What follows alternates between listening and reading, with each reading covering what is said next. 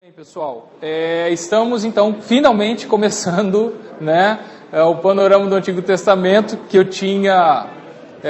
estava tentando fazer já há um bom tempo, então estava correndo atrás de fazer isso e finalmente estamos com condições de começar esse curso. A minha expectativa é de talvez umas 10, 15 aulas, mas ainda não sei, tá? Porque alguns livros nós vamos gastar um bom tempo, outros vão ser bem rápido. E o objetivo aqui é dar uma olhada rápida em cada livro do Antigo Testamento e entender o total do Antigo Testamento, né? O panorama dele, entender a história, o fluxo da história, o que acontece, como acontece e por que está acontecendo. Então, é dessa forma que a gente vai trabalhar, tá bom? Uma coisa que nós trabalhamos muito, foi tentar criar um bom material didático para vocês.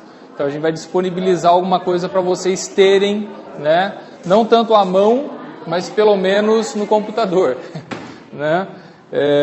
Então é dessa forma que nós vamos trabalhar. Então nós vamos começar, claro, né? Fazendo uma introdução, e em dezembro, eu já tinha feito uma pequena introdução ao Antigo Testamento. Quem assistiu às aulas de dezembro viu alguma coisa. Eu vou fazer alguma coisa bem resumida.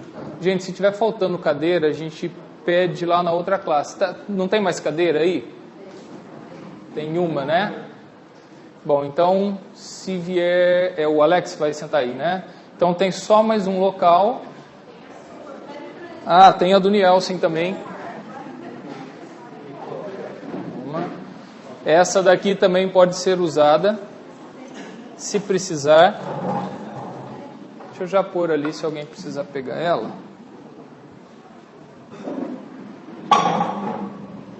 Muito bem. Como eu estava falando, em dezembro eu já tinha feito uma pequena introdução ao Antigo Testamento, dando uma pequena base, e falando o porquê a gente estuda o Antigo Testamento e tudo, até um texto importante, a 1 Coríntios 10, que Paulo vai falar. Essas coisas foram escritas para nós como exemplo, para que a gente não repita, porque eles murmuraram, porque eles fizeram isso, tudo. Então ele fala que aquilo que foi escrito para nós, e servem de exemplo para nós. Então, o Novo Testamento falando explicitamente a utilidade, uma das utilidades do Antigo Testamento, né? Mas o Antigo Testamento, né? Vou falar às vezes o óbvio para algumas pessoas, mas ele vai, né, da criação à volta de Judá do exílio. E presta atenção, não falei a volta de Israel do exílio. Se você conhece a história do Antigo Testamento, você sabe que é a volta de Judá e não de Israel, né? E se você não sabe o porquê Judá e não Israel, é por isso que você está aqui no curso de Panorama do Antigo Testamento, né? Mas é a volta de Judá, que é o reino do sul, voltando do exílio da Babilônia. Então, a história em si do Antigo Testamento conta essa história, da criação até a volta do exílio. É isso. Agora a gente vai ver que exílio é esse, o porquê e tudo mais, mas engloba esse período de tempo na história de Israel. Conta como Deus trabalhou com uma família, um povo, uma nação para executar o seu plano. Mostra Deus estabelecendo o mundo, estabelecendo as nações, fazendo tudo, e depois como Deus, diante da ação dos homens, da corrupção dos homens, da degradação dos homens, ele estabeleceu um plano de trabalhar com uma família que se tornaria um povo, uma nação, e através dessa família trabalhar no resto do mundo. É essa história que a gente vai ver. E o seu plano culmina em Jesus. O final do Antigo Testamento e o foco do Antigo Testamento, o Antigo Testamento aponta para Jesus. E o Novo Testamento é uma continuação do Antigo, por isso que é Antigo e Novo Testamento. Então a gente olha nessa perspectiva. E é importante nós entendermos dessa maneira, né? Vamos ver. Vamos lá, você vê lá, Fábio, por favor. O Fábio está vendo algumas outras cadeiras também, já para se vier mais algumas pessoas. E é importante nós dizermos isso, talvez também seja o óbvio, mas nós, é claro, como bons presbiterianos, nós estamos estudando o Antigo Testamento como cristãos, né? Para o judeu, o Antigo Testamento não aponta para Jesus. Para o judeu ele conta a história deles como povo, e como foi a formação deles e por que eles estão nessa situação. Para nós cristãos, o Antigo Testamento aponta para Jesus, e nós já vamos para o Antigo Testamento com esse foco. Agora, a gente tem que fazer isso. Por outro lado, nós temos que, antes de olhar dessa forma como cristãos, a gente tem que colocar um pouquinho de lado, olhar como judeu, vamos dizer assim, para entender, porque foi escrito de judeus para judeus, ou de israelitas para israelitas, entender a forma como eles veem, para que nós possamos também interpretar e aí ver Jesus em cima de tudo isso, né? Então é dessa maneira que a gente trabalha o Antigo Testamento. Vamos lá então. Gente, aqui nós temos os 39 livros do Antigo Testamento, tá? Então, o Antigo Testamento, 39 livros, dividido aí por cores, e essa divisão que é a divisão nossa, da nossa Bíblia, tá? Então, Pentateuco, os livros históricos, porque contam histórias, vamos dizer assim, os poéticos, profetas maiores e profetas menores. A gente sabe que a Bíblia Católica é diferente, tem alguns livros a mais, né? Foram adicionados posteriormente, mas o mais importante para nós é olhar essa outra ordem que é a Bíblia hebraica. É a forma como os judeus têm a Bíblia hoje. Então você percebe que você tem a lei, que eles chamam de Torá, os profetas, que é os Neviim, e os Ketuvim, que são os escritos. E você vê essa diferença aqui, ó, veja quantos escritos históricos saem dali e eles vêm para cá, ó, esses verdes, né? Esses são os escritos. Você vê que Daniel não está nos profetas, tá? E Daniel não está nos profetas porque, apesar de ser um profeta, e até tipo assim, se você chamar Daniel de profeta, eu não poderia chamar José no Egito de profeta, que interpretou sonhos também, e ele não é chamado de profeta. Na verdade, Daniel não é nem chamado de profeta, mas ele no nosso está entre os livros proféticos, vamos dizer assim. Ele não é nem colocado realmente como um profeta, mas por que ele é colocado como profeta? Porque ele tem visões e visões sobre o futuro e tudo mais. Só que o foco dele, a história dele, está falando da época do exílio, quando ele está lá no exílio. Então, ele está aqui nos escritos. Você vê que Lamentações de Jeremias está separado do livro de Jeremias e veio para cá, né? Ruth está bem no meio dos escritos poéticos, e Esther se junta aqui, né? Então você tem toda essa história, e como eu tinha falado até domingo passado, o Antigo Testamento para os judeus começa em Gênesis e termina nos livros das crônicas, porque as crônicas é onde encerra falando assim, voltaram do exílio. É claro que Esdras e Neemias, eles vão falar da volta do exílio, eles vão dar alguns detalhes. Pois não. Pode sim. Aqui todos votaram? Assinaram? Votaram, verdade, todos assinaram? Eu nem sei do que você está falando, tá? Então, eu não estava na Assembleia. Tá bom. Não, sem problemas. Enquanto eles assinam, a gente continua a aula. É importante nós entendermos isso, porque é dessa forma que o judeu enxerga. Acabou o livro aqui, acabou a história voltando do exílio. É por isso que a gente vê, como eu escrevi lá no começo, a história vai da criação até a volta do exílio e tudo mais. Tá certo?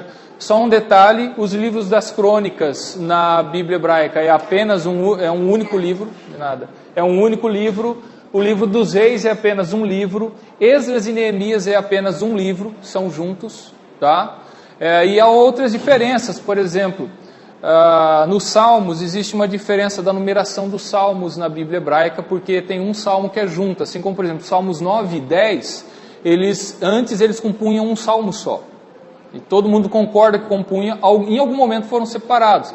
Assim como o Salmo 42 e 43, os dois terminam, porque estás abatido, ó minha alma, porque te perturbas dentro de mim, espere em Deus, pois ainda o louvarei. E concordam que os dois eram um único salmo, em algum momento foram divididos. Então, você tem essas pequenas diferenças na Bíblia hebraica, tá certo? Agora, olhando aqui para essa divisão, a divisão nossa, existe uma forma um pouco mais fácil de nós percebermos a divisão, com essa imagem aqui, ó. São 5, 5, 5, 12, 12, né? O Pentateuco 5, livros históricos 12, livros poéticos 5, profetas maiores 5, profetas menores 12. Isso daqui é um prato cheio para os judeus. O número é muito significativo para eles. Por quê? O conjunto que está no meio tem 5 livros, como o Pentateuco, e tudo tem que ter 5 para corresponder ao Pentateuco. A divisão, vamos dizer assim, nossa aqui, né, para os judeus seria muito bom também, pelo seguinte, são 5 divisões. Então, se os judeus seguissem, eles iam achar um prato cheio isso daqui, né? Mas eles separam de forma diferente. Mas para nós fica mais fácil perceber essas divisões dessa forma. Tem 5 livros do Pentateuco, 12 os livros históricos, né? 5 profetas maiores, 12 menores. E no meio nós temos os 5 livros poéticos, tá bom? Então, é dessa forma que nós temos o Antigo Testamento, é dessa forma que fica mais fácil de você visualizar o Antigo Testamento, tá certo? Vamos agora, então, para o Pentateuco. O Pentateuco, a gente vai começar, a gente estava vendo a Bíblia como um todo, a gente está no Pentateuco e a gente vai ver hoje ainda Gênesis. A gente vai terminar aqui em Gênesis o estudo de hoje. Só mostrar aqui esse monte de cor, né? Está mostrando aqui para vocês. Então, o início, a criação de 1 a 11, a criação e até os primeiros eventos antes de falar de qualquer patriarca, de qualquer outra coisa. O que termina aqui, o capítulo 11, fala do quê? O 12 começa Abraão. Isso, e o 11 é a Torre de Babel. Que a Torre de Babel mostra, todo mundo se separou. Bom, está todo mundo espalhado, agora eu vou trabalhar com um desses aqui, que é a família de Abraão. E aí começa o capítulo 12. Então o 12, registro dos patriarcas e das matriarcas. É todo o livro de Gênesis, né? Depois, Êxodo 1 ao 12, 13 é Israel no Egito, até o capítulo 12 de Êxodo. A partir do 12, é ele saindo a viagem até o Monte Sinai, tá? Até o Monte Sinai. Aí, Êxodo 19, 1 até Números, é tudo que está acontecendo. Êxodo, Levítico, até o começo de Números, é o povo de Israel sentadinho lá no Monte Sinai, Deus dando a lei, explicando a lei e tudo mais. Então, Levítico foi dado no Monte Sinai, eles estão acampados lá, o começo de Números fala disso. Aí vai ter uma mudança, que eles começam a jornada do Monte Sinai até Cades Barneia. Que lá em Cades Barneia é quando eles vão, em Cades Barneia eles sobem um pouco, vamos supor, eles estão no Monte Sinai, eu vou até mostrar uns mapas. Inclusive eu recomendo, quem quiser, essa Bíblia aqui, tá? Chamada Bíblia Glow, e em português está como Glo só, sem o W. A Sociedade Bíblica do Brasil vende esse pacote, se eu não me engano, é R$89. É um recurso muito bom, tem muitas imagens, muitos gráficos, muita linha do tempo, tem uma série de coisas. É um recurso muito bom, ele não tem um monte de conteúdo de estudo, tipo textos para você ler, você tem muita coisa para ver. Você tem um monte de vídeo em alta resolução, você tem um monte de mapas, um monte de gráficos. Então, recomendo, quem quiser conhecer mais, estudar mais, tem uma série de material. Eu estou aqui... Essa divisão não. Eu não sei como é que eles... Eu não vi ainda aqui, não lembro, dona Emma, o que eles têm nessa parte da divisão do Antigo Testamento, dos livros e tudo mais. Mas eles têm, por exemplo, muitos mapas, né? Como eu queria colocar aqui os patriarcas, o cativeiro e o êxodo.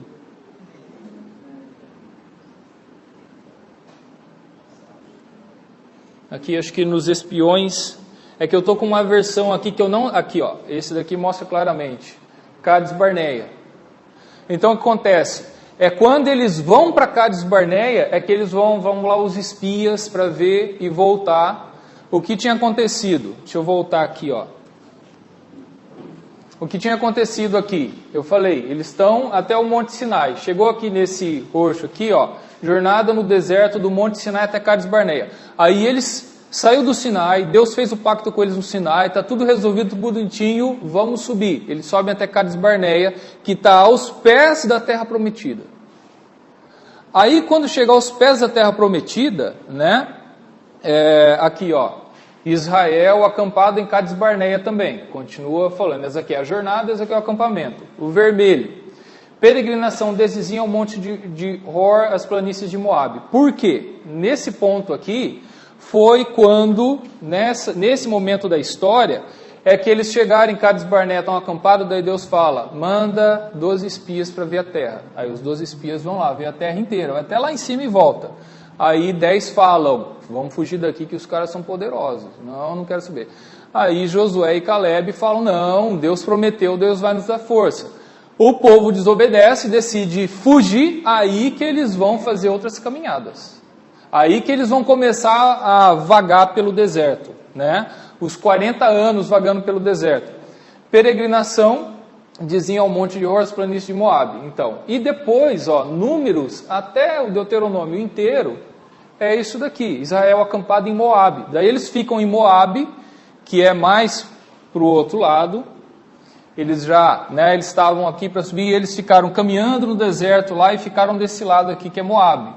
Por quê? Eles vão ficar desse lado do Jordão e Deus vai falar assim, vocês têm que ir para o outro lado do Jordão e conquistar a terra prometida.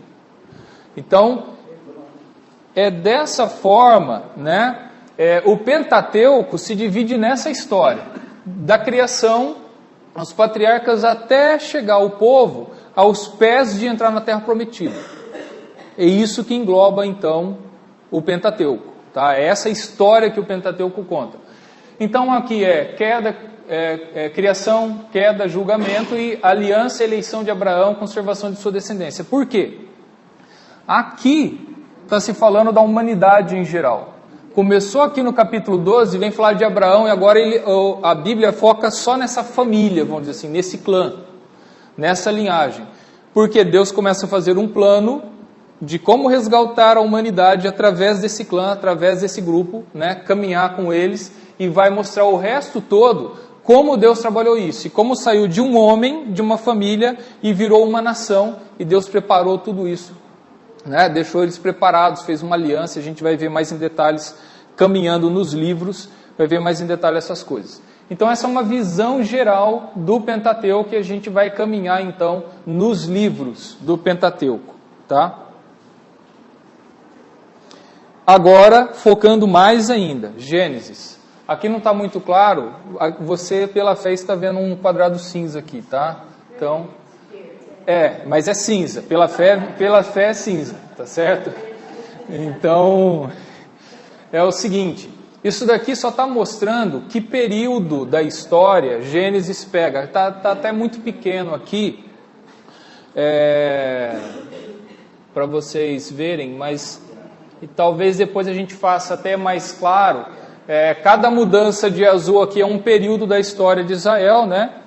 Então, o princípio que a gente viu, os patriarcas, Israel, no Egito e no Êxodo, e toda essa divisão aqui, a gente vai seguir, né? Tentar colocar cada livro, mostrar em que parte, em que época eles englobam. E tudo isso daqui nós não temos datas exatas, tá? Nós vamos ter datas exatas na época dos reis. Por exemplo, rei tal virou rei em 758 a.C. Por quê? Porque eles datam não só com Israel, como outros povos, com dinastias egípcias, dinastias assírias, dinastias babilônicas. Então, juntando isso, o pessoal tem algumas coisas que tem exatamente datas exatas. Mas nessa época a gente não tem nada de exato. Então, vamos supor, existem várias teorias sobre os períodos. Há uma primeira ideia, vamos dizer assim, geral. O início, Deus criou o mundo, ou Adão e Eva surgiram por volta de 4.000 anos antes de Cristo. Alguns vão colocar 6.000 anos. Tá? Aí tem gente que vai contar as genealogias, ou aquelas pessoas, né? Matusalém, aqueles homens que viveram, né, 800 anos, 700 anos, depois contar, daí Abraão, se ele viveu 100 e tantos anos, Isaac tanto, Jacó, e aí fazem os cálculos, mais ou menos quando Israel foi para o Egito, deveria ser esse faraó, aí eles fazem uma uma estimativa. É claro, os judeus têm, eles estão no ano 5.000 e alguma coisa lá, né, segundo a contagem deles hoje. Mas, de novo, é tudo muito aproximado. Então o pessoal coloca assim, a grosso modo, por volta de 4.000 anos antes de Cristo.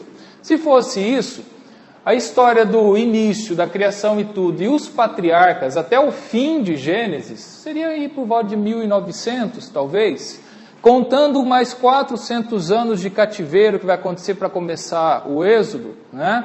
Aí seriam 1.500, 1.400, alguns colocam, talvez o Êxodo aconteceu por volta de 1.400, 1.200 anos antes de Cristo. Então tem essa média, mas existem várias discussões, ninguém tem nada exato, tá bom? Vamos caminhar aqui, que a gente tem que dar uma olhada melhor aqui. É nesse ponto que a gente precisa gastar um tempo, a gente vai olhar, só que antes de vocês olharem esse emaranhado, eu vou passar para vocês, a gente fez uma coisa bem bonitinha aqui, ó, um resumo disso daqui, para vocês, certo?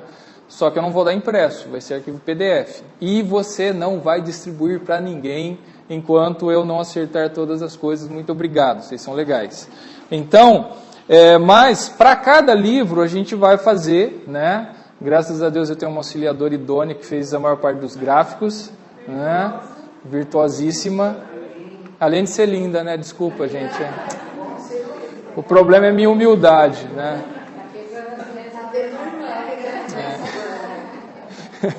Então, eu vou distribuir para vocês isso daqui, que vai mostrar o livro. Aquele gráfico anterior está aqui, ó. Tá? Aí vocês vão conseguir ver melhor. Então, cada livro você vai ver o quadrado cinza, onde ele se localiza, tá certo? E aqui tem um resumo, vamos dizer assim, do que se trata o livro, ou dos pontos principais para vocês entenderem, tá? Aqui mostra a quantidade de capítulos, a posição no cânon, aqui ele é o primeirinho, tudo. Aqui eu mantenho as cores, né, que estava daquela divisão lá para a gente entender Pentateuco, histórico, poéticos, profetas maiores e menores, principais personagens, e um mapa que mostra onde se localiza a história. Aqui é muito geral, porque Abraão está numa situação muito geral, mas alguns mapas vão ser mais específicos. Então, eu vou ver essa semana como eu vou disponibilizar o arquivo PDF, né? Os não internautas têm os netos para consultar, né? Então, e aí, esse daqui, que é o que eu gostaria que nós gastássemos tempo, esse daqui é o panorama de Gênesis, vamos dizer assim, que é o que eu gostaria que nós olhássemos, a gente caminhar no livro de Gênesis, tá bom? Antes disso, deixa eu ver aqui. Aqui, ó, do dilúvio. Primeiro, um gráfico que está, um mapa que eu tinha colocado. Esse programa, ele até estou feliz que ele está funcionando bem, mas é que esse daqui eu estou usando a versão online ainda, mas se você compra, ele vem com 2 DVDs. E se você instala os 2 DVDs, vem todos os vídeos, todos os mapas, então você não depende de conexão para ficar carregando as coisas. Então ele realmente é muito bom. Esse mapa, só mostrar esse círculo aqui, é onde, de acordo com a descrição de Gênesis, estaria mais ou menos o Jardim do Éden, entre o Tigre e o Eufrates, tá? E as outras descrições ali, que não é muito claro, tipo esse rio, que rio eles falam? Ele fala o grande rio em alguns livros é o Eufrates, né? Então, existem algumas discussões, então você vê aqui, ó, Israel está aqui, né? O Mar Morto, tudo mais, e você tem a Babilônia aqui, e você tem mais ou menos, né? Isso daqui é uma especulação, o Jardim do Éden estaria aqui. Aí tem a grande pergunta, cadê o Jardim do Éden? Né? Aí você tem as teorias, não, Deus, depois que o homem pecou e foi expulso, ele levou para o céu o Jardim do Éden. Então você tem uma série de coisas. Agora, o que você tem do Jardim do Éden, vá para o final de Apocalipse. A árvore da vida está lá. Então o jardim está lá. A árvore que está no centro, o jardim deixou de ser jardim, agora ele é uma cidade, é a Nova Jerusalém. Mas a árvore está lá, a árvore da vida, que estava no jardim. Então, a ideia... A do conhecimento do bem e do mal, eu não lembro se está lá, acho que não está. Eu não, eu não vi, não está, acho que não está em Apocalipse, pelo que eu lembro não está, só fala da árvore da vida. Então eu não sei o que seria, tipo, se há alguma especulação de dizer que estaria lá a árvore do conhecimento do bem e do mal. Fala da árvore da vida que está ali no meio da cidade. Então uma ideia que é colocada é: o jardim agora cresceu e virou uma cidade, a cidade de Deus, em que Deus vai habitar com os homens e tudo mais, né? É essa a ideia que é passada. Pois não. Essa daqui seria hoje o atual Iraque. Aqui seria o Iraque. Inclusive você tem um monte de coisa da Babilônia lá no Iraque. Aqui é o Kuwait, né? E o Iraque aqui. É o Iraque e o Irã aqui. Mas essa região aqui, o Tigre e o Eufrates, é no Iraque. Tá? Então é a região atual, é o Iraque. Então, já houve muita exploração, existe muito material da Babilônia foi encontrado lá no Iraque. Inclusive você tem ruínas da antiga Babilônia lá, que o pessoal visita, tem vários monumentos e coisas e tudo mais. A cidade de Nínive, quando nós estudamos Jonas, você tem lá no Iraque as ruínas da cidade de Nínive, nós até vimos fotos, você acha no Google, fotos do portão da cidade de Nínive, que era na Síria, né, aqui em cima, mas se eu não me engano, ela ainda pega o Iraque, ela não é do Irã, é do Iraque, porque o Iraque vai um pedação assim, né? Então Nínive fica no Iraque. Né? Então é dessa forma. E outro mapa que eu quero mostrar para vocês, que daí, bom, eu vou mostrar para vocês, deixa eu continuar aqui. A gente vai começar a ver aqui, eu vou dar um zoom e a gente vai ver algumas coisas. Primeiro nós vamos ver essa parte de cima, depois vou explicar do que se trata isso daqui, que também está explicado aqui no material que vai ser passado para vocês. Esse gráfico, a forma como nós montamos é o seguinte: você tem essa barra laranja aí os altos e baixos. O que seria a ideia? Né? O alto aqui é quando a coisa está caminhando de acordo com a vontade de Deus. Quando o homem está pisando na bola, a coisa cai. Né? Então vamos supor, começou o ideal, a criação, está mostrando aqui a criação, os capítulos 1 e 2, né? Vai aqui, e no capítulo 3 você tem a queda. Tá? E aí você tem, isso aqui é vamos dizer assim, a grosso modo, o que está sendo mostrado então em Gênesis, e vocês entenderem como está sendo o fluxo das coisas.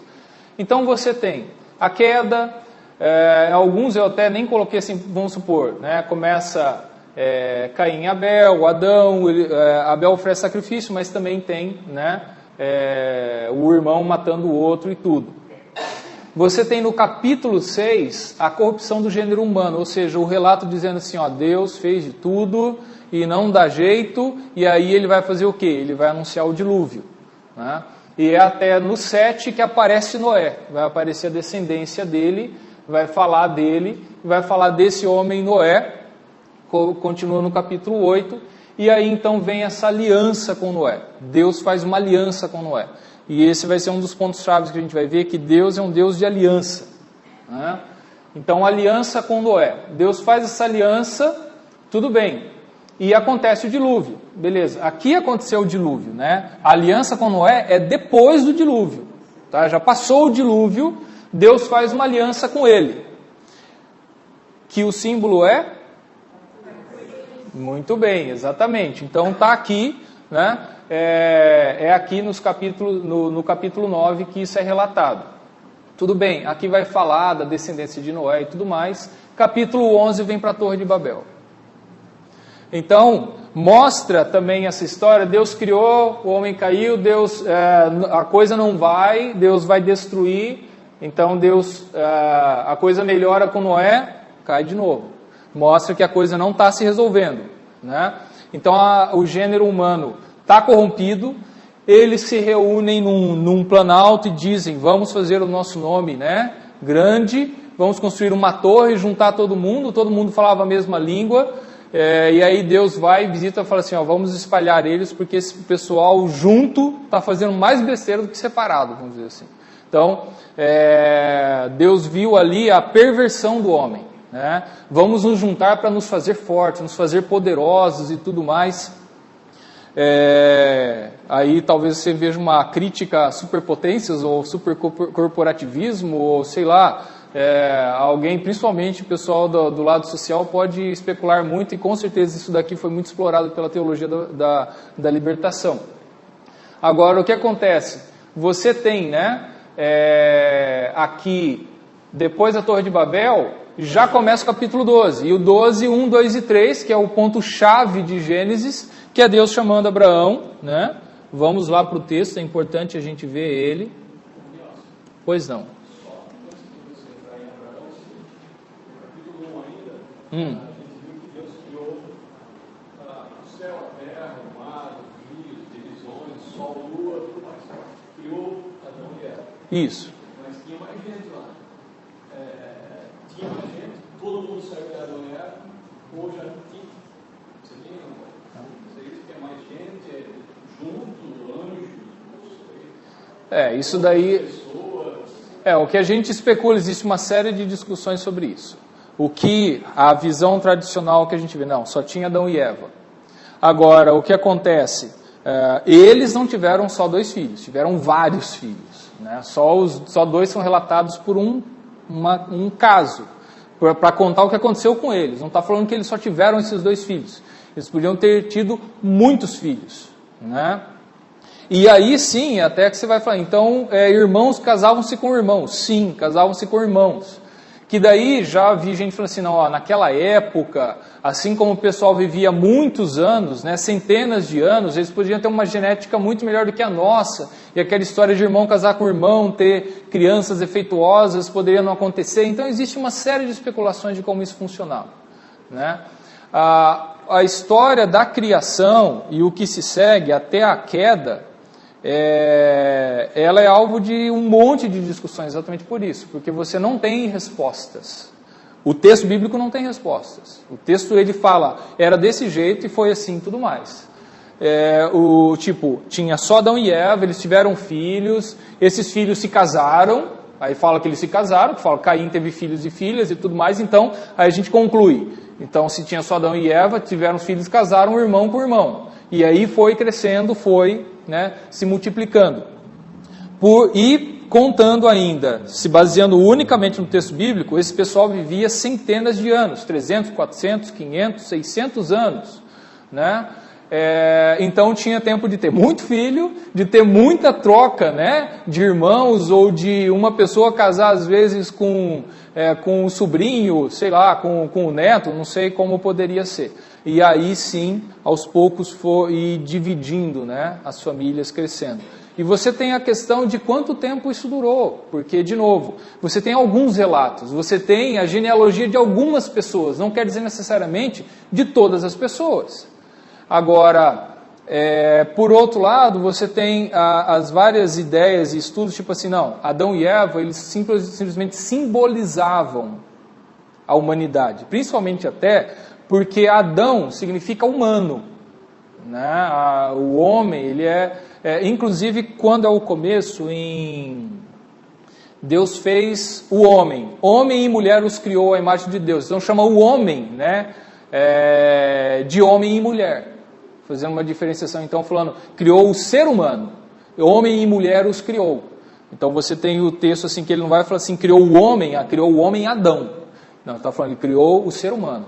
Então você tem essas várias discussões. O ponto mais difícil, eu diria o seguinte, um ponto chave para discutir se Gênesis é totalmente literal ou não, se ele é mais figurado, é a queda. Eu acho dificuldade de ler a criação e a queda totalmente literal por causa da queda. Pelo seguinte, o pessoal se preocupa, tem medo, vamos dizer assim, da gente falar, não, Adão e Eva não eram uma história literal, porque, então você está falando que é tudo figura, que é tudo historinha, e você está dizendo que a Bíblia não é a verdade e tudo. Não é nada disso. Tem uma história que está contando a verdade. Assim como Apocalipse tem histórias que estão contando a verdade do que vai acontecer. É uma ilustração do que vai acontecer. E a grande dificuldade é o seguinte, né? Se você crê que é totalmente literal, então me diga o seguinte, Quem foi que tentou Eva? Foi a serpente. Foi a serpente ou foi o diabo? Foi o diabo que se apresentou em forma de serpente. Tá, só que aí a gente tem um problema. Então foi o diabo em forma de serpente. Então por que... então a serpente tinha perninhas até essa época, certo? Porque a maldição foi ela perder as pernas. Porque ela ia começar a rastejar sobre o ventre dela. Aí alguns falam assim, não, o diabo, até porque o texto começa assim, mas a serpente mais sagaz entre todos os animais selváticos que o Senhor Deus criara, então ele vai falar da serpente. E não se fala em nenhum momento do diabo, né? Por quê? O diabo está ali. A serpente simboliza o diabo, significa o diabo. E agora, se eu disser que o diabo possuiu a serpente, eu estou num momento que não tem explicação isso. Por que Deus pune a serpente? Que foi possessa. Ela não tem culpa, a serpente. Né? Então, como é que eu vou dizer que Deus puniu a serpente, sendo que ela só estava possuída pelo diabo?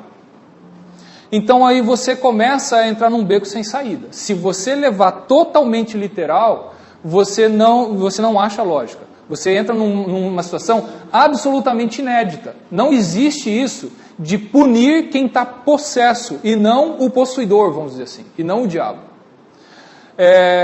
Então, o que eu acho mais certo? Eu tenho que ler como, assim como a serpente simboliza o diabo. Se eu estou dizendo que ela simboliza o diabo, eu estou dizendo que aquela história não é literal.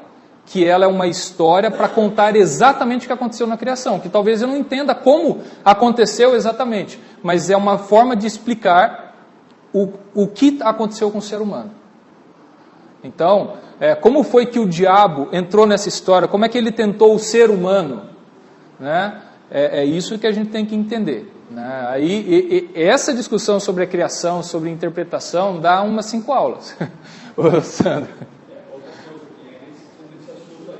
Aham. Uma sequência de no capítulo 1, Deus criou tudo isso, e lá no capítulo 1 fala Deus criou o homem e a mulher, né? Isso. Mas no 2, ele vai falar que então, ou seja, continuando a sequência, então Deus criou, né? Então formou o Senhor Deus ao homem do fora, 2:7. Por a terra ele soprou nas narinas o fôlego da vida, e o homem passou a ser alma vivente. Estou entendendo aqui, grosseiramente, que criou homem e mulher no começo, mas depois criou o pó da terra, Adão, depois veio a Eva da terra. Não, na verdade... Não tem essa sequência, essa cronologia? Não tem essa cronologia. Na verdade, o capítulo 1, ele mostra uma visão da criação. O capítulo 2, ele vai focar no homem. Ele vai especificar, aí ele vai falar em detalhes como foi o ser humano formado. Tá? Aí ele foca, aí você tem de novo aquilo que a gente já discutiu, né? Que a gente estava falando da interpretação do Antigo Testamento. Os críticos vão dizer o seguinte: existiam diferentes tradições da criação e Gênesis está fazendo uma compilação dessas tradições. Tá? Aí o capítulo 1 é uma tradição, o capítulo 2 é outra. Até de novo por aquela história de chamava Deus de Senhor Deus, o outro chamava Deus de Yahvé. E aí você tem no capítulo 1 uma forma que Deus é descrito, o capítulo 2 é outra forma que Deus é descrito. Então haviam textos diferentes que foram compilados. Moisés compilou? Então se foi Moisés que compilou, inspirado por Deus, ou instruído por Deus, e ele fez isso, né? Mas o capítulo 1, ele é uma visão geral. Foi assim que Deus fez, nos 6 dias ele fez isso. O capítulo 2, ele vem focar só no ser humano. Dá detalhes, até tipo assim, capítulo 1, Deus criou o ser humano, que era um homem e mulher. Capítulo 2 vai falar, Deus formou o homem, e depois vai explicar mais em detalhes como foi a relação do homem e da mulher. Né? Então o capítulo 2 ele é um foco para explicar mais detalhadamente como aconteceu a criação do homem no capítulo 1. Tá certo? E nessa questão que o Sandro colocou de como surgiram outras pessoas, a gente poderia se basear, por exemplo, numa visão geral da Bíblia, principalmente do Antigo Testamento, em que o nome das filhas, o nome das mulheres aparecia. Sim. Só o nome dos homens. Sim, sem dúvida. Aí, essa pergunta foi me feita Sim. Porque Adão e Eva podem ter tido filhos, os 2 filhos. Sim. Certo? Agora, quantas mulheres? Sim. O nome das mulheres não é citado. Não, exatamente, você tem vários casos assim, você tem outros personagens bíblicos que é isso, eles vão contar os nomes dos filhos e não se mencionam as filhas. Só menciona quando aparece uma história em que é importante ela, entendeu? Então realmente é exatamente esse o ponto. Exatamente. Gente, tocou a campainha, mas eu vou até o meio-dia, tá? Então eu sei que tem gente que talvez precise deixar a aula, mas que a gente começou depois das 11 até. Então, senão a gente não vai conseguir, aí vai demorar 25 aulas o curso. Tá? Então vamos caminhar um pouco. Gente, a qualquer momento quiserem parar, assim como o Sandro falou, não, vamos voltar aqui, queria focar um pouco mais, fiquem à vontade, tá? Eu estou caminhando porque tem muito material e a gente vai passar bastante tempo estudando. Então segue aqui, gente, capítulo 12 é talvez o ponto mais importante de Gênesis na perspectiva do que vai se seguir de todo o resto do Antigo Testamento. Tá? É o pacto de Deus com Abraão, né? Vamos lá para 12:1. Então, né? Disse Senhor Abraão, sai da tua terra, da tua parentela e da casa de teu pai, e vai para a terra que te mostrarei. De ti farei uma grande nação, te abençoarei, te engrandecerei, né? Ser tu uma bênção. Abençoarei os que te abençoarem, amaldiçoarei os que te amaldiçoarem. Em ti serão benditas todas as famílias da terra. Veja, isso é explícito. Deus chamou um homem, Deus elegeu esse homem, Deus chamou ele para fazer uma coisa, só que o foco de Deus continua toda a terra. E esse que é às vezes um atributo. Não, Deus chamou a gente, nós somos os bonitinhos, nós somos os presbiterianos predestinados, Deus está preocupado com a gente, né? Mas o foco de Deus sempre é toda a humanidade, toda a terra. Então a gente tem que lembrar disso, a gente tem que perceber isso daí. E seguindo aqui então a história, Deus vai fazer aliança com Abraão, vai se seguir, Deus vai confirmar aqui no capítulo 15, quando eles vão cortar os animais no meio, vai passar um fogo representando Deus, né? Que vai firmar todo esse pacto, mas esse pacto é feito, tá certo? Aí lá no 19 tem o caso de Sodoma e Gomorra, depois de Ló ter saído debaixo da tutela do tio Abraão e tudo. Aí você tem Isaac, aqui no meio da história.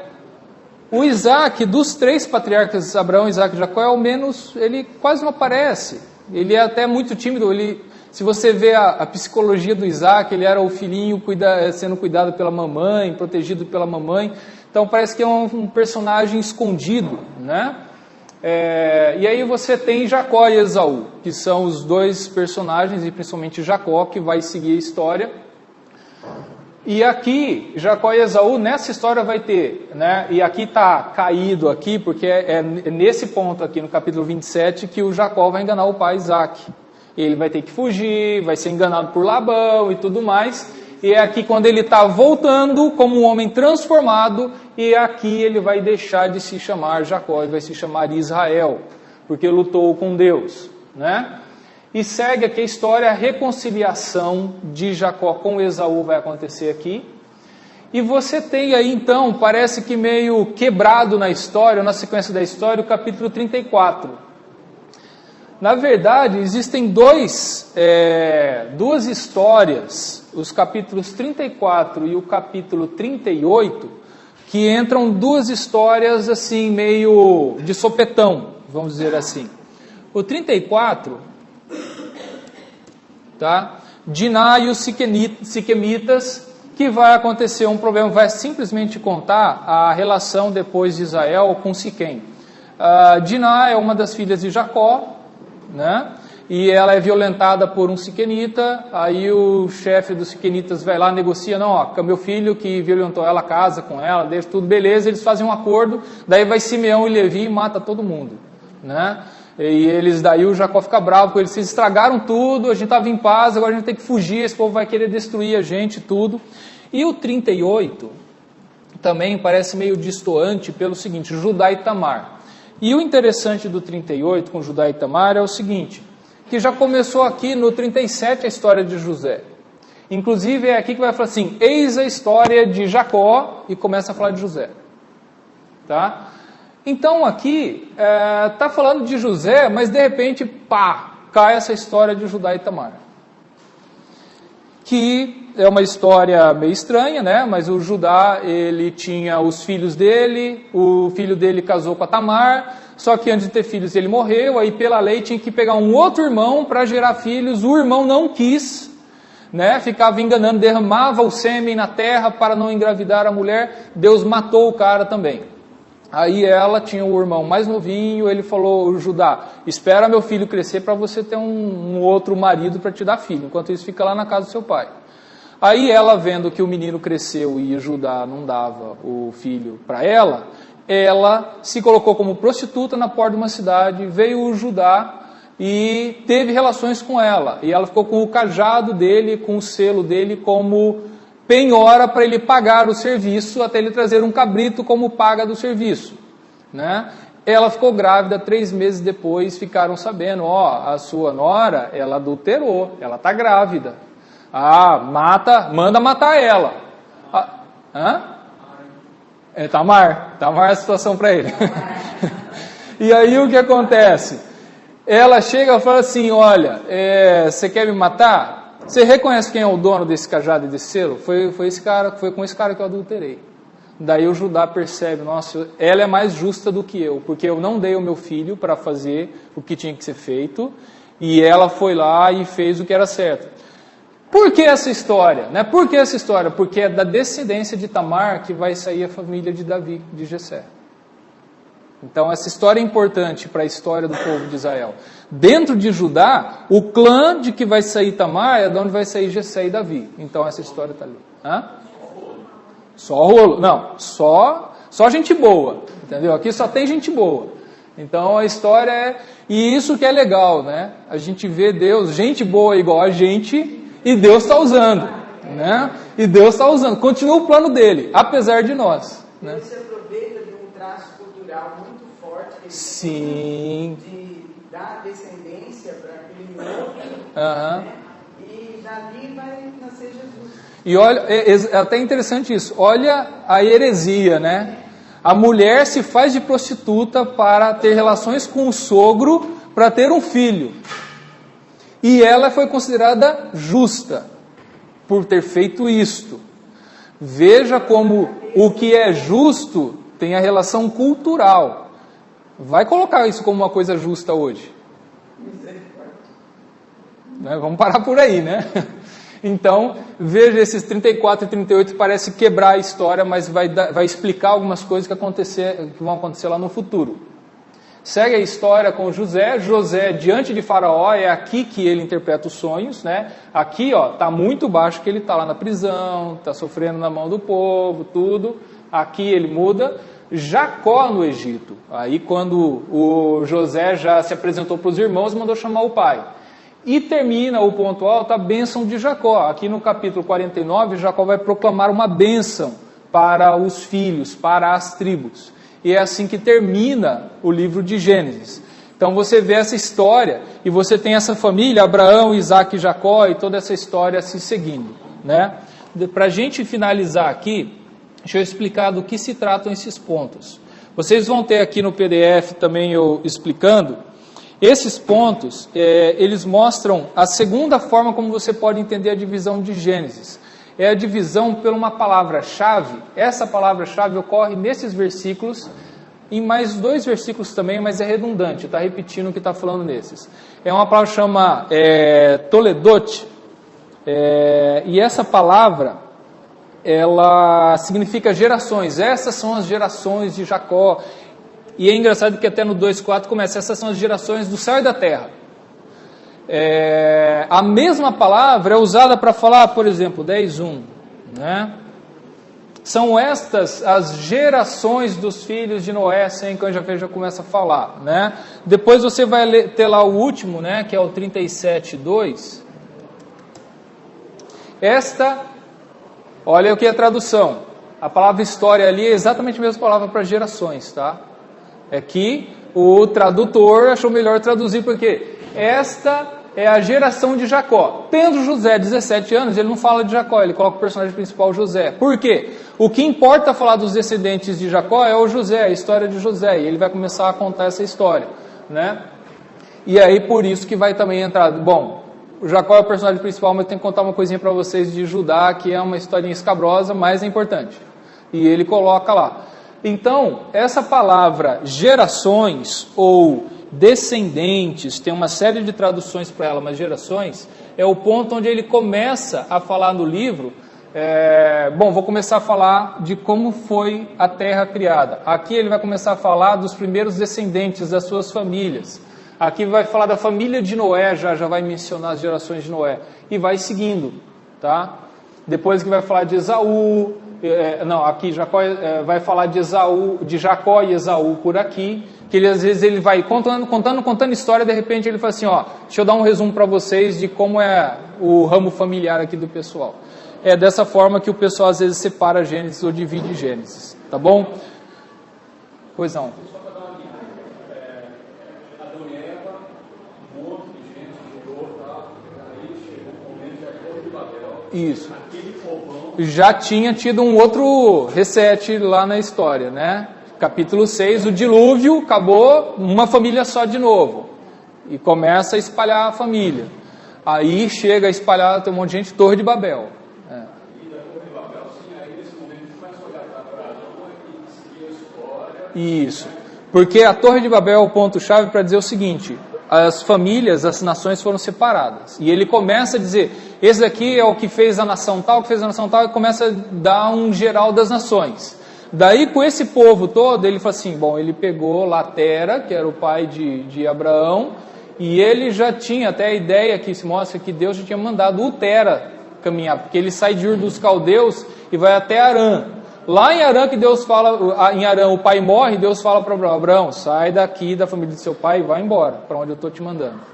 Então, e a gente já estourou o tempo, mas teria um pouco mais para falar. Semana que vem eu vou falar um pouco mais de Gênesis, para continuar alguns pontos nessa questão de Abraão e no caminho dele, e uma questão importante que é a centralidade da terra em toda essa história de Gênesis, toda a história do Antigo Testamento, da terra prometida, estou dizendo. A gente vai falar um pouco sobre isso. Então, semana que vem a gente continua Gênesis e daí já vai entrar em Êxodo, tá bom?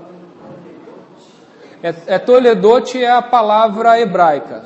É uma transliteração, pode escrever de qualquer forma, né? Toledot. Essa é a palavra para gerações, né? Vamos ficar em pé?